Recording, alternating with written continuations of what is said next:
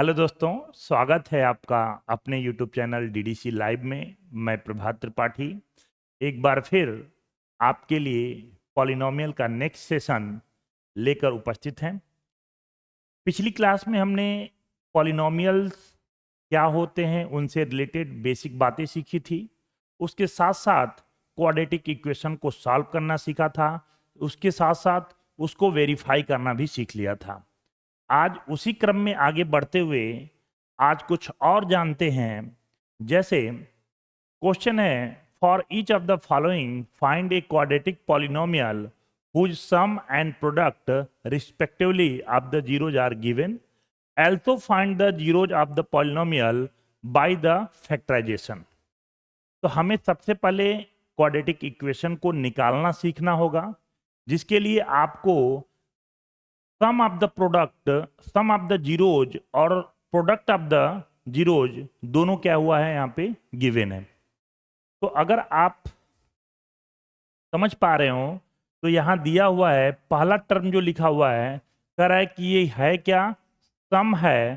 सम यानी अगर हमारे क्वाड्रेटिक इक्वेशन के अल्फा और बीटा अगर रूट हो तो उन दोनों का सम अल्फा प्लस बीटा की वैल्यू दी हुई है 21/8।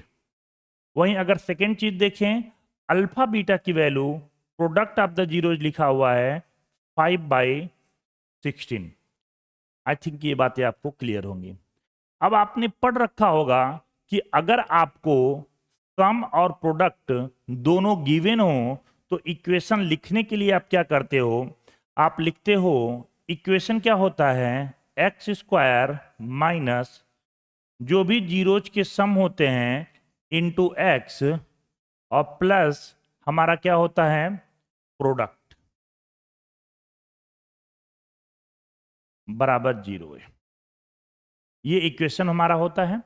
तो इस इक्वेशन को निकालने के लिए आप एक्स स्क्वायर लिखेंगे।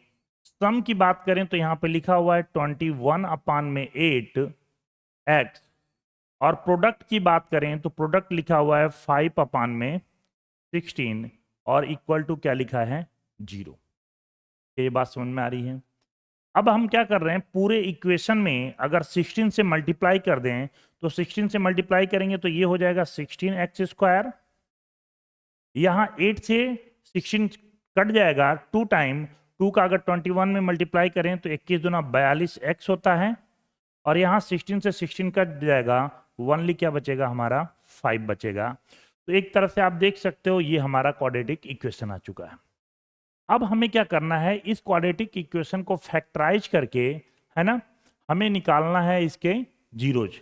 सबसे पहले क्या करना था, फाइंड द क्वाड्रेटिक पॉलिनोमियल। तो ये हमारा क्वाड्रेटिक पॉलिनोमियल हो गया, यानी कि ये हमारा एक फर्स्ट पार्ट का आंसर हो गया। अब जीरोज निकालने के लिए हम क्या करेंगे, अगेन इसका फैक्टराइजेशन करेंगे। तो आपको अच्छे से मालूम है 16×5 क्या होता है 80 होता है। पिछले क्लास में आपने सीखा था कि पहले एक्स स्क्वायर के कोफिशिएंट से इसमें मल्टीप्लाई करते हैं, जो भी वैल्यू आएगी उसे 2 भागों में ब्रेक करते हैं कि उसको ऐड या सब्ट्रैक्ट करने पे क्या आ जाए, x का कोफिशिएंट अर्थात -42 आ जाए, है ना। तो आप देख रहे हो कि 16×5 80 हो रहा है। अब इसे हमें 2 भागों में ब्रेक करना है कि ऐड या सब्ट्रैक्ट करने पे क्या है -42। तो आप पेयर बना सकते हो, एक -40 लिख दें और एक -2 लिख दें, तो इन दोनों को मल्टीप्लाई करने पे क्या आ जाएगा 80 आ जाएगा, और साथ में जब इनको ऐड करेंगे तो ये क्या आ जाएगा -42। क्लियर है बातें। तो सेम पैटर्न को फॉलो करते हुए आप लिखोगे क्या, 16x स्क्वायर -40x -2x और +5 इक्वल टू क्या हो जाएगा हमारा 0 हो जाएगा।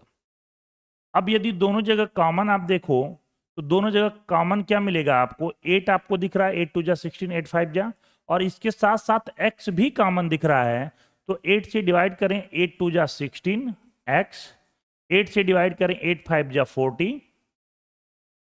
इसके अलावा अगर यहाँ पे हम देखें तो यहाँ पे -1 कॉमन ले रहे हैं, ये क्या बचेगा हमारा ओनली 2x, और माइनस कॉमन लिया है तो साइन अपोजिट हो जाएंगे, अर्थात ये प्लस वाला -5, और इक्वल टू कितना है जी 0 है। अब जो दोनों जगह है 2x - 5 2x - 5 दोनों को कॉमन ले लीजिए, तो 2x - 5 यहाँ आ जाएगा, और यहाँ क्या बचेगा 8x माइनस 1 इक्वल टू 0। अब थोड़ा इसे और सॉल्व करें तो आप लिखोगे 2x माइनस 5 की वैल्यू 0 है, तो 2x की वैल्यू कितनी हो जाएगी 5, या x की वैल्यू कितनी हो जाएगी 5/2। वहीं सेकेंड पार्ट की बात करें तो 8x माइनस 1 इक्वल टू 0, या 8x बराबर क्या होगा 1 होगा, या x की वैल्यू कितनी हो जाएगी 1/8। और यही हमारे क्या हो जाएंगे, दोनों जीरोज हो जाएंगे, अर्थात एक वैल्यू 5/2 और दूसरी वैल्यू 1/8। क्या ये बातें आपको समझ में आ रही हैं, क्लियर हैं? देख लीजिए, एक सिंपल सा सॉल्यूशन है, और ये ऐसे क्वेश्चन हैं जो अक्सर आपके एग्जाम में दिखाई देते हैं। तो उम्मीद है ये सारी बातें आपको क्लियर हो गई होंगी। इसी पे बेस्ड कुछ और क्वेश्चन, इंस्ट्रक्शन यही है हमारा कि सम दिया है, प्रोडक्ट दिया है, हमें क्वाड्रेटिक पॉलिनोमियल निकालना है, और देन उस पॉलिनोमियल को आप फैक्टराइजेशन करके जीरोज निकालने हैं। तो ये हमारा फर्स्ट पार्ट था, आई थिंक आपको क्लियर होगा। सेकेंड पार्ट की बात करें तो सेकेंड पार्ट में भी सेम कंसेप्ट, सेम चीजें दी हुई हैं। पहला टर्म क्या है हमारा, सम ऑफ द जीरोज लिखा हुआ है, जो लिखा है -3/2√5। वहीं प्रोडक्ट की बात करें तो अल्फा बीटा की वैल्यू जो लिखा है वो -1/2 लिखा हुआ है। ये बातें आपको क्लियर है? क्वेश्चन में इतना गिवन है। अगेन आपको अगर इक्वेशन लिखना होगा तो इक्वेशन आप क्या लिखोगे, x² minus sum of the zeros into x और plus product of the zeros equal to क्या होगा, 0 होगा। ये फार्मूला आपको अच्छे से क्लियर होना चाहिए। उम्मीद है ये फार्मूला भी आपको याद होगा, है ना? अब नेक्स्ट अगर आगे बढ़ें तो नेक्स्ट में हम क्या लिखेंगे, x² तो ठीक है जी, माइनस अल्फा प्लस बीटा की वैल्यू क्या लिखी हुई है, यहां पे लिखिए -3/2√5 इंटू एक्स, और अल्फा बीटा की जगह पे देखा जाए तो -1/2 लिखा हुआ है, और इक्वल टू क्या होगा, 0। क्या ये बात समझ में आ रही है आपको? अगली लाइन देखें अगर, तो हम अगेन क्या कर रहे हैं, 2√5 का पूरे इक्वेशन में मल्टीप्लाई करते हैं। तो 2√5 का मल्टीप्लाई करेंगे तो 2√5 x² आएगा, माइनस का माइनस में मल्टीप्लाई होगा प्लस हो जाएगा, प्लस लिखेंगे, और अगेन यहां बचेगा क्या, 2√5 का मल्टीप्लाई करेंगे तो ये तो कैंसिल हो जाएगा, तो ओनली हमारा बचेगा 3x। और यदि यहां आए तो प्लस माइनस का मल्टीप्लाई माइनस, और 2√5 का पूरे इक्वेशन में मल्टीप्लाई कर रहे हैं, तो यहां जब 2√5 का मल्टीप्लाई करेंगे तो 2 से 2 कैंसिल हो जाएगा, ओनली बचेगा √5, और इक्वल टू क्या आ जाएगा हमारा, 0। क्या ये बात आपको क्लियर है, समझ में आ गई है? तो आप देख लो, पहले पार्ट का आंसर तो यही हो गया, यही हमारा क्या हो जाएगा, क्वाड्रेटिक इक्वेशन हो जाएगा। अब बात करेंगे इसके फैक्टराइजेशन करके, इसको सॉल्व करके जीरो निकालने की। तो उसके लिए हम क्या करते हैं, सबसे पहले आप क्या करते हो, इस कांस्टेंट टर्म का x² के कोफिशिएंट में मल्टीप्लाई करोगे, तो √5 का √5 में मल्टीप्लाई होगा 5, और 2 और है तो 5 2 जा 10 हो गया। यानी -10 हमें मल्टीप्लाई करने के बाद आना चाहिए, और ऐड और सब्ट्रैक्ट करने पे क्या आना चाहिए, 3 आना चाहिए। तो या तो ऐड करने पे या तो सब्ट्रैक्ट करने पे चेक करिए ऐसा पेयर कौन सा है। तो आपको अच्छे से मालूम है 5 2 जा क्या होता है, 10 होता है, और 5 में अगर -2 का मल्टीप्लाई करें तो रिजल्ट हमारा क्या आ जाएगा, -10 आ जाएगा। तो ये बात क्लियर है आपको? तो सेम कंसेप्ट को यूज करते हुए आप सीधे सीधे लिखेंगे 2√5 x² प्लस 3x को क्या लिखेंगे, plus 5x minus 2x। 5x में से 2x जाएगा 3 होगा, और 5 में -2 का मल्टीप्लाई करेंगे तो क्या आ जाएगा, -10। और यहां पे आपका लिखा हुआ था √5 इक्वल टू क्या है हमारा, 0 है।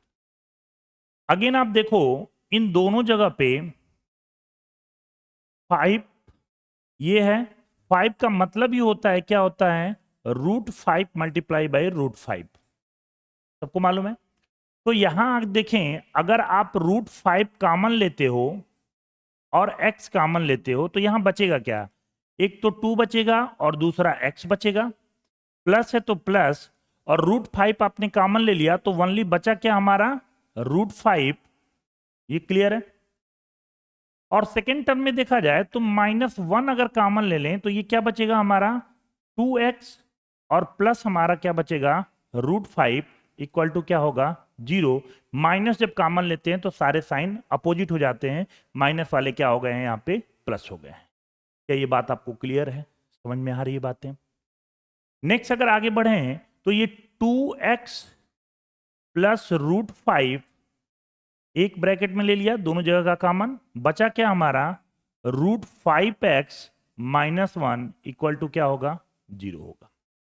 अब अगेन इसको सॉल्व करें तो एक बार लिखोगे आप 2x प्लस √5 इक्वल टू 0 या 2x बराबर -√5 प्लस के इधर आएगा तो माइनस हो जाएगा और x बराबर क्या आ जाएगा -√5 अपान में 2। और यदि सेकेंड पार्ट की बात करें तो √5x - 1 इक्वल टू 0 या √5x बराबर 1 या x की वैल्यू क्या आ जाएगी 1 अपान में √5। ये बातें क्लियर हैं, आपको समझ में आ गई? तो उम्मीद है ये सेकंड क्वेश्चन भी आपने अच्छे से समझ लिया होगा, हो रहा होगा। ऐसे ही क्वेश्चन आपके एग्जाम में अक्सर आते हैं जिसमें प्रोडक्ट दिया रहता है और सम दिया रहता है। आपको क्वाड्रेटिक इक्वेशन फाइंड आउट करना होता है, उसके साथ साथ आपको जीरोज की संख्या निकालनी होती है, अर्थात इसके क्वाड्रेटिक इक्वेशन के रूट निकालने होते हैं। तो उम्मीद है अब अगर आगे से ऐसे क्वेश्चन आपके सामने आएंगे तो आप अच्छे से इसे सॉल्व कर पाएंगे। ठीक है, आइए नेक्स्ट क्वेश्चन की तरफ बढ़ते हैं। नेक्स्ट क्वेश्चन थोड़ा सा चेंजमेंट क्या कह रहा है, कह रहा है if alpha and beta are the zeros of the quadratic polynomial this then find the value of 1 upon alpha plus 1 upon beta minus alpha beta. आइए देखते हैं कैसे सॉल्व करेंगे। सबसे पहले आपको ये जो इक्वेशन दिख रहा है इसे आप कंपेयर करते हो ax² plus bx plus c से।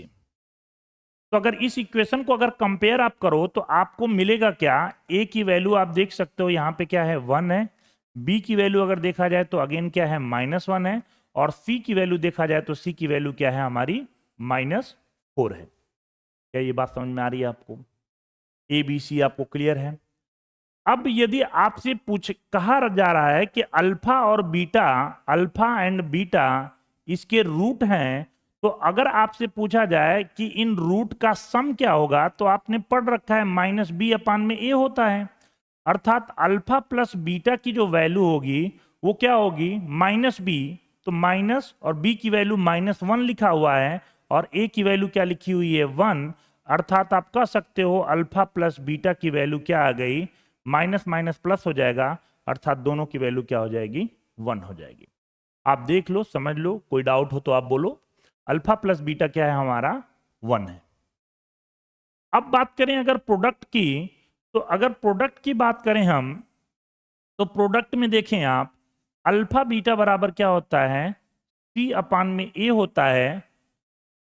c की वैल्यू देखें आप कितना है -4, a की वैल्यू 1 है, अर्थात आप कह सकते हो अल्फा बीटा की वैल्यू कितनी आ गई -4 आ गई। तो दो वैल्यू आपको आ चुके हैं अल्फा प्लस बीटा और अल्फा बीटा की वैल्यू। अब क्वेश्चन पे अगर आए तो क्वेश्चन में हमसे पूछा जा रहा है, फाइंड करने के लिए कहा है 1 अपान में अल्फा प्लस 1 अपान में बीटा माइनस अल्फा बीटा की वैल्यू हमें फाइंड आउट करने के लिए कहा गया है। अगर थोड़ा सा ध्यान दें आप तो आपको मालूम है इन दोनों का अगर एलसीएम लें तो अल्फा बीटा होगा, अल्फा से अगर डिवाइड करें तो अल्फा कैंसिल होगा, बचेगा क्या बीटा, बीटा का 1 में मल्टीप्लाई करें तो ओनली बीटा, प्लस है तो प्लस, बीटा से डिवाइड करेंगे तो बीटा कैंसिल, अल्फा बचेगा, अल्फा का 1 में मल्टीप्लाई करेंगे अल्फा, और माइनस जो अल्फा बीटा दिया हुआ है ये क्लियर है।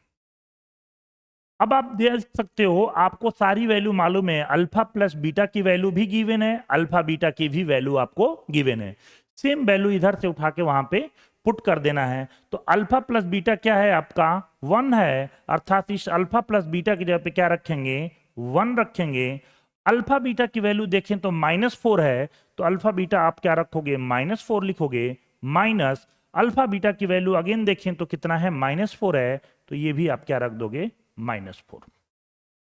थोड़ा सा सॉल्व करें तो आप इसे 1/4 को लिख सकते हो -1/4, माइनस माइनस प्लस होगा 4। सिंप्लीफाई करने के लिए आप 4 एलसीएम ले सकते हो, -1 4 4 जा 16 होता है। आप सॉल्व करोगे कितना आ जाएगा, 15/4, और यही हमारा क्या हो जाएगा बेटा, आंसर हो जाएगा। क्या ये बातें आपको समझ में आ रही हैं? सिंपल सा क्वेश्चन है, शानदार क्वेश्चन है, लेकिन अगर यहां पे आपने पूरे का एलसीएम लिया तो थोड़ी सी दुविधा हो सकती है, कैलकुलेटिव हो सकता है। तो अप्रोच आपको समझ में आना चाहिए। कंसेप्ट अगर आपका क्लियर हो तो हमें नहीं लग रहा कि कोई आपको समझने में इसमें कोई दिक्कत होने वाली है। क्या ये सारी चीजें क्लियर हैं आपकी, समझ में आ गई? देख लीजिए, क्लियर हो तो हम नेक्स्ट क्वेश्चन की तरफ आगे बढ़ते हैं। नेक्स्ट क्वेश्चन हमारा है, अगेन क्वेश्चन है, if alpha and beta are the zeros of the polynomial p y 5y² - 7y + 1, then the find the value of 1/अल्फा + 1/बीटा। सिंपल सा क्वेश्चन है, बस आपको करना क्या है, इसे कंपेयर करना होगा ay² + by + c = 0 से। ये क्वाड्रेटिक इक्वेशन का स्टैंडर्ड फॉर्म है। इससे अगर कंपेयर करें तो a की वैल्यू आप देख सकते हो, a की वैल्यू कितनी लिखी हुई है, 5 लिखी हुई है। b की वैल्यू अगर देखा जाए तो b की वैल्यू कितनी है भाई, -7 है। और c की वैल्यू अगर देखा जाए तो c की वैल्यू कितनी है, 1 है। अब यदि आप कह रहे हो कि अल्फा और बीटा इस इक्वेशन के रूट हैं, तो अगर दोनों के सम की बात करें, अल्फा प्लस बीटा की बात करें, तो आप लिखोगे -b/a होता है, -b की वैल्यू -7 लिखा हुआ है, और a की वैल्यू देखा जाए तो 5 लिखा हुआ है। आप कह सकते हो अल्फा प्लस बीटा आया हमारा कितना, माइनस माइनस प्लस हो जाएगा, अर्थात 7/5।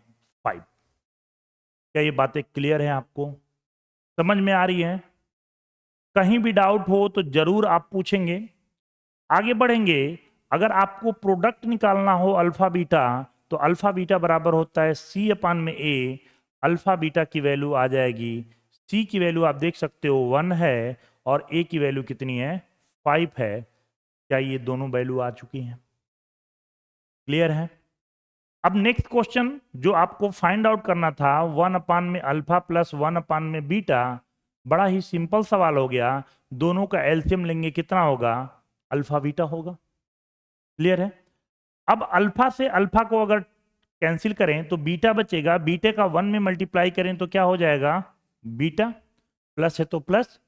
और यदि बीटा से बीटा को डिवाइड किया तो अल्फा बचा, अल्फा का 1 में मल्टीप्लाई किया तो अल्फा। अब आपको सारी वैल्यू पुट करनी है। अल्फा बीटा बराबर 7/5 लिखा हुआ है, तो आप अल्फा बीटा की जगह पे 7/5 पुट कर दीजिए। और अल्फा बीटा की वैल्यू क्या लिखी है, 1/5 लिखी हुई है, तो इसे आप 1/5 कर दीजिए। देख सकते हैं आप, 5 से 5 कैंसिल हो जाएगा, 1 बचेगा क्या हमारा, 7, और यही हमारा क्या हो जाएगा, आंसर।